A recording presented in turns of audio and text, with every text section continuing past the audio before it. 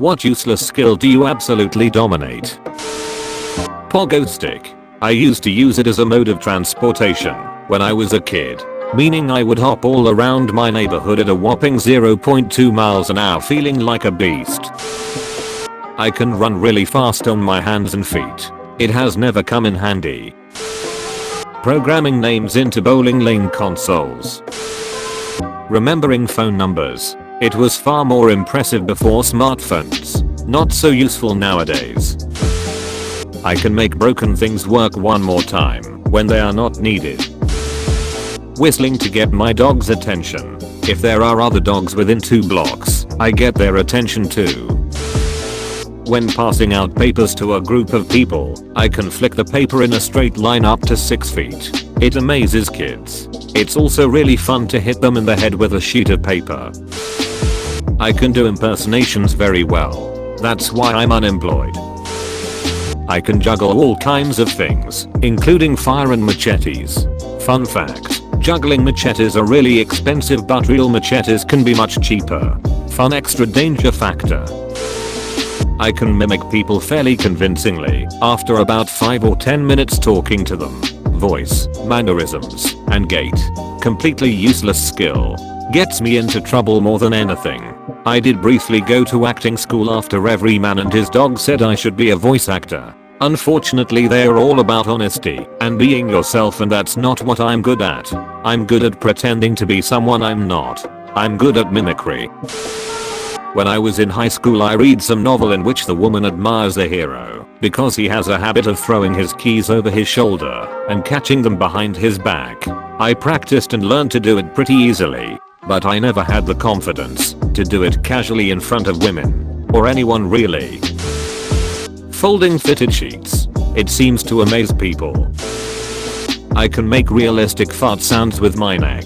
Not sure if I dominate this skill as I never met a competitor. Dislocating my joints at will. My illness may be chronic, but my party tricks are iconic. Edit. Wow, thanks y'all. Wasn't expecting all this from my silly comment. To answer some common things, yes, I have Ehlers-Danlos. Sometimes it hurts, sometimes it doesn't, and I never know which one it will be that day until it happens. My most mobile joints are my hands and wrists, feet, knee and ribs. I can do any joints if I try, but those other ones that go rogue can pop out on their own. I know it's damaging to keep dislocating my joints, even if I don't feel pain. Don't worry, I don't go to parties, so I hardly ever do it often. I avoid messing my body up more than it is. If you want to get diagnosed, good luck. Find an EDS specialist as that's your best bet, but even then some people take decades fighting health professionals to get diagnosed. Not to discourage you, just letting you know what's ahead. I can bark like a dog surprisingly well. I can do different sizes and pitches to its fun, but very annoying to do at the dog park. Cracking my joints. I can parallel park so damn good. I remember when I took my driver's test how easy it was, and I stopped being nervous. Ever since then friends or family members I ride with, even if I'm not driving, and they find a parallel parking spot, no matter how snug but manageable they make me do it. I'm decent at many things, but parallel parking is a skill I have maximed out for some reason. I can name the location of every country in the world on a map. No one cares though. Being confident, but only in my room alone. Pretending that I'm working on my laptop, even when I'm commenting on Reddit. Untangling things. I don't know why, but I can always untangle knots and tangled up necklaces. I only met my match once with a silver necklace. Wow, so many replies. Thanks for the awards too.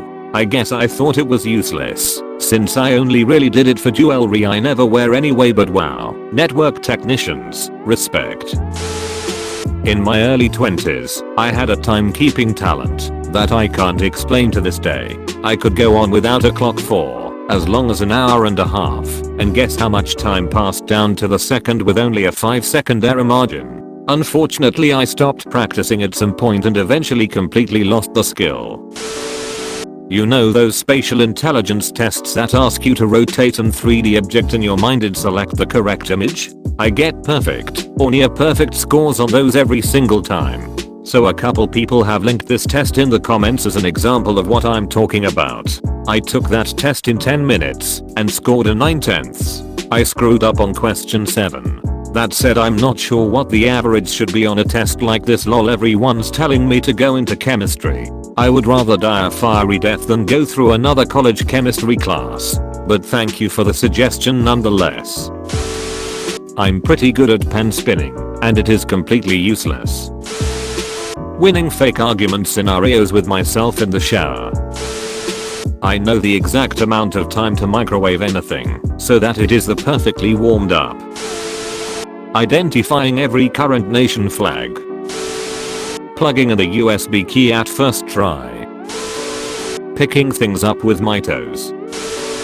I'm a pretty great Tetris player. I dominated the Tetris.com high scoreboards for a very long time. I can bite Smarties into a perfect square before eating them. The sugar US Smarties and not the chocolate Smarties. Throw slippers off my foot and hit anyone. I can shoot a ping pong ball from my mouth up to 15 feet with enough precision to hit you on the forehead 8/10 times. It's a shocking skill that I haven't had an organic opportunity to show off since college. I can also snap a towel so hard the corner tears and is capable of breaking skin. I was homeschooled and have never entered a locker room. I don't know where I learned that. I can control my laptop's scroll pad with my toe/feet, so I don't have to sit up to complete simple tasks. Can even highlight multiple files. I can pour exactly 7 pills from a bottle around 70% of the time in under like 2 seconds, and, less frequently, I can get 14 or even 21 exactly. I take a lot of medication. Hacky sack. In high school I could hacky up and down stairs on one leg while spinning in circles. Naturally I was a huge stoner, so I never passed up 420 volleys, but I probably could have easily gone into the thousands. I would challenge myself and see what the lowest number of kicks I could volley and still run the distance of a football field. My record was 12. I impress people with my ability to answer Jeopardy questions at home. Doesn't help me because I'm not even close to smart enough to actually be on the show, but I have an expanse knowledge of random useless stuff that would only show up in a Jeopardy category. I can find 4 or more leaf clovers like my life depends on it. My record of all time high is 57 in less than 10 minutes. It's hard to explain, but they stand out to me, and I just see them. I have found 4, 5, 6, and 8 leaf clovers, still looking for the 7-leaf clover. I routinely take pictures of the clovers I find as proof and save them in a specific folder on my phone, backed up online. I take claims of my skill being fake seriously. Haha. Cooking good food without testing the flavor. I know enough about spices, heat, and visual indicators that I can cook most dishes at home without ever having to check for flavor. It's actually really bad though. I'll cook for potlucks and gamble that people will enjoy my food. I get quite a rush seeing people take their first bite. I can throw bite-sized food, grapes is my fav, over 20 feet high and catch it in my mouth. I never miss from under 10 feet. Getting people to tell me very personal things that I don't need to know about. For some reason people I don't even know tell me all types of life details. My wife says I should have been a psychoanalyst. I will run in to buy a gallon of milk at the convenience store, and when I come out I will tell my wife, hey, Thu hired a new guy named Larry. He is from Oregon, but grew up in New York. He has 2 sisters, but one he never talks to because when he was younger he was an addict and stole a bunch of stuff from her. She has never forgiven him. Anyway, he just moved here like 2 weeks ago and lives over in Winding Trails Apartments. Total coincidence, he lives right next to Sheila from work. Apparently she invited him over to join some friends for a cookout the first weekend he was here. Seems like a nice guy.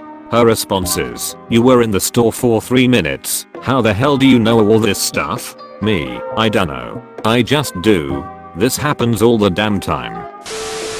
If something drops that is impossible to catch quickly with my hands, I have an innate ability to catch it with my foot. I'm baffled by my own foot catching superiority. That spinny coin drop game they used to have at Taco Bell. Procrastination. I can still play Wii's table tennis and get to that perfect 100 rallies with one eye open. I have several D-grade superpowers. Their origin all the same. Me doing dumb stuff as a kid. My first and by far my realest superpower is that I can scream at ultrasonic frequencies. At least, I could when I was a kid. It's not something I've kept in practice. I do it by girlishly screaming and slowly increasing the pitch of my voice until I can no longer hear it. I only know I'm still doing something because I can still feel the vibrations of the scream in my throat/chest. For a long while I thought I was imagining this ability, but I discovered it was quite real when I was doing it at my lunch table in high school and someone sitting next to me covered their ears, winced in pain, and asked me, "How are you doing that?" No one else could hear it, only this one specific person. So I guess he had his own supersonic hearing power. My second superpower, which is much lamer, but also much more useful in my day-to-day life than the first one, is my body's ability to stop its own hiccups. This isn't exactly a natural ability. I guess you could say I trained myself to do it, like Batman. Anyways, when I was like 12 years old I had figured out how to force myself to burp, and one time, when I had the hiccups I was struck by a stroke of juvenile genius and decided to see what would happen if I made myself burp at the exact same time I hiccuped. I would not recommend doing this, ever. Basically it felt like I stopped all the air pressure from coming out of my body when it wanted to, resulting in what felt like being punched internally through the lungs. Luckily it wasn't an emergency, just some chest pain for a while. Ever since I did that, my body now burps completely on its own every time I hiccup, and somehow this stops me from developing the hiccups. Usually I only have one hiccup, 3 is extremely rare, never 4. My third and final superpower is that, under normal circumstances, I'm literally the fastest pooper on the planet. I can balance a hat on my nose really well. Throwing bottle caps in the trash bin. One snippet of information jogs my memory, and I remember everything I know about the person/subject. I couldn't control it well when I was younger and would kind of scare people. I worked in customer service and would often have repeat customers with specific food or drink orders. I'm also a people watcher, but not in a creepy way. I'm just on high alert. Example, customer comes in, I have a punch card. Me, Mark J. Anderson, no girlfriend, red hair, works in a down the street, always orders a badger fish burrito with ghost pepper salsa, extra pinto beans, no lettuce, hold the sour cream, extra guac on the side, chips please. Rides his bike, but has a car. As a 10-year-old child, I memorized the value of 2 to the power of 30, just in case someone asks me this specific question at some point in the future. 25 years have passed. NHL 2005 had a mode called Free For All. I'm god at this mode as Steve Sullivan. I have no idea why. I'm not good at sports games or multiplayer games in general. But in residence at university, I could not lose at this. Also, there's a terrific board/card game called Mystic Vale. Same thing. Despite what I try, I seem to always win against my fiancée and her board game obsessed brothers. I lose badly at nearly every single other board game we play. I'm famously awful at Settlers. I can do insanely loud clicking sounds with my tongue. That's how my mom used to find me in grocery stores when I was a kid. She would be like, GDB 102,093. I'd be like, click, and she'd find me after a few loud clicks. I can fling my shoes off my feet on a playground swing really well. I once hit a tree with my shoe a good 50+ feet away. Knowing what time it is while asleep and being able to wake up whenever I want. I think this has to do with the fact that I can lucid dream, so I know I'm asleep, so I can just wake up whenever I want. As for the waking up at an exact time without an alarm, I've no idea on how or why I can do it. When I'm not lucid dreaming, I still seem to be able to wake up at roughly an exact time. Say, for example, I have to get up to go to the airport at 5:15 am. If I set an alarm to wake up then, I can always wake up within 10 minutes before the alarm. I'm unable to do any of this while napping, though. I can ride my bike without handlebars for about a mile, over grass, and with turns. Juggling. I had to juggle for school, to get a good grade for PET. Keep in mind this was during the lockdown, so the teachers needed to think of a project we could work on from home. Usually I don't do very well in PET, but juggling doesn't actually take any strength, so I figured, why not? So I practiced for weeks, and I was an absolute god. I could do all the cool tricks. I could literally juggle with my arms crossed. Every week we had to send in a video of our juggling process. The teachers knew I was good. All was well. Then, when it was time to be graded, we received the email. Since you all have been working from home, we have decided that we couldn't fully see how well you are doing with this project. Therefore, instead of getting a grade based on how well you did / how much effort you put in, everyone will get an 8/10. I even emailed my teacher afterwards. He said he couldn't do anything. Oh well, at least I passed. I'm so right-handed that when I'm working on something I'll subconsciously toss tools between hands to free up my right to do something else. Like my left is just a holder, and while the right is the worker. It sounds stupid, but it's kinda neat when I happen to notice how briskly a hammer or wrench flies through the air to wherever the other hand happens to be without any thought.